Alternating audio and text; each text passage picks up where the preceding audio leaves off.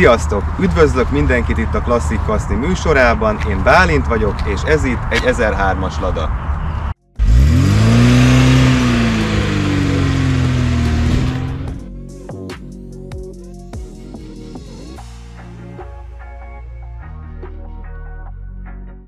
Az 1003-as Ladák az 1002-eseket követő modellek voltak, gyári kódja szerint ez egy 2105-ös modell, de 2104 kóddal készült belőle kombi változat is.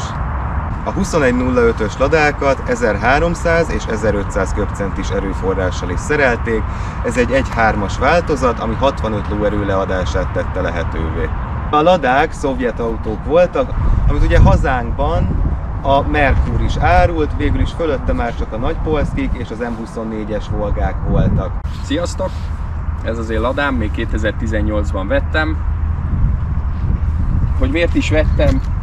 Hátsó kerekes, még kapható hozzá alkatrész, viszonylag közel. Sok ismerősöm ladázik, és engem is megfogott ennek a Ladának a formája. És szerettem volna én is picit szerelgetni, bütykölni. Hiszen ez már egy olyan autó, amit amennyit használod, annyit is javítod körülbelül. Amikor megvettem, egészen lelakott állapotban volt, lukas volt az első sárvédő.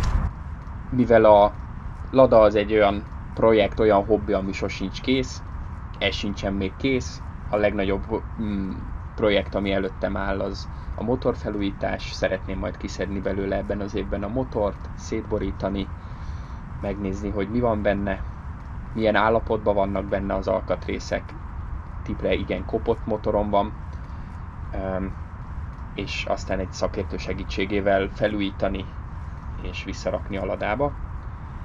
A belseje az eredetileg gumi belső műbőrüléssel, ami nyáron nagyon forró, télen nagyon hideg. Szerencsére le tudtam ezt cserélni a 2107-es gyári üléseire, találtam nagyon szép állapotú üléseket, plusz a gumi szőnyeget is kicseréltem ilyen posztószerűre.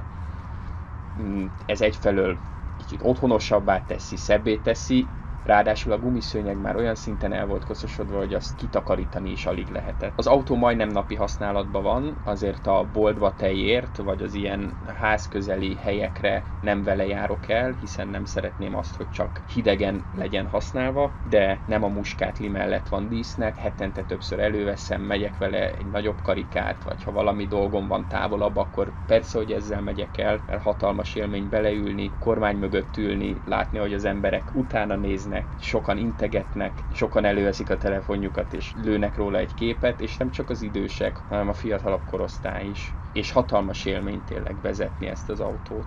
Tátrázás után nyilvánvaló volt, hogy akkor egy futómű felújítás elé nézünk. Összehívtam egy-két ismerősömet, és hát neki álltunk.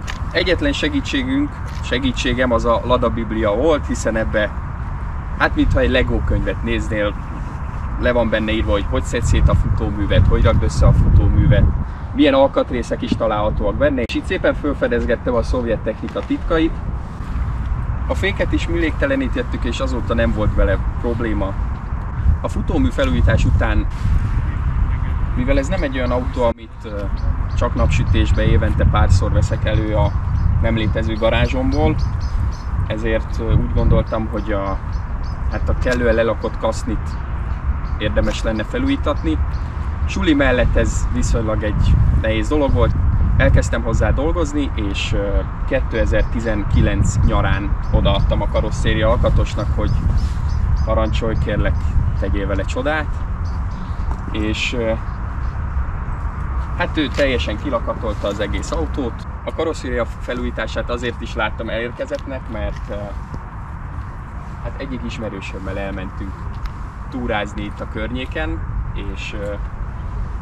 és ahol leparkoltam a Ladát, az egy magánterület mellett volt, és annak a tulajdonosa hát egy légpuskával érkezett, hogy én akkor mit szeretnék ellopni, mert nyilván a szakadkasztis Lada az nem feltétlen bizalomgerjesztő az emberek között, és nem feltétlen egy 20 éves hobbiautós srácot látnak a volán mögé. utána pedig elvittem fényezőhöz, aki a motorteret, meg az egész autót lefújta.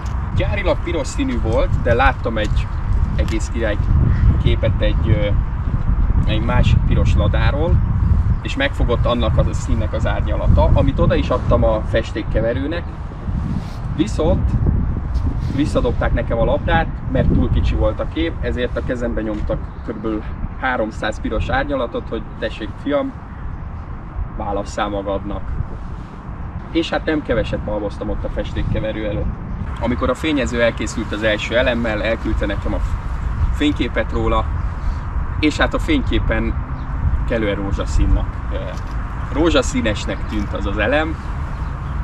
Én egy picit megijedtem, hisz ez a szín, hát nem érzem azt, hogy hozzám passzol, ezért rohantam át hozzá megnézni, és helyszínen láttam, hogy hál' Istennek nem rózsaszín. Sikerült olyan színt választanom, amivel én teljes mértékben elégedett vagyok.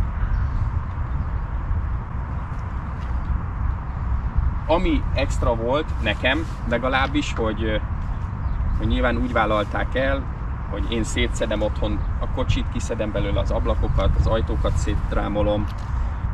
Igazából lecsupaszítva viszem át a fényezőhöz, majd mikor elkészül, akkor a lecsupaszított állapotából én újra legózom, ami akkor egy lehetetlen feladatnak tűnt nekem, mert soha nem csináltam még ilyet, nagyon nem is volt ehhez útmutatásom, de úgy voltam vele, hogy hát vágjunk bele, ha egyszer szét sikerült szedni, akkor talán össze is tudom rakni, max több időbe kerül, és végül sikerült, ami hatalmas sikerélmény, mert azóta is működik, megy, most a telet egyelőre bírja, nem jelentek meg rajta rozsdapöttyök.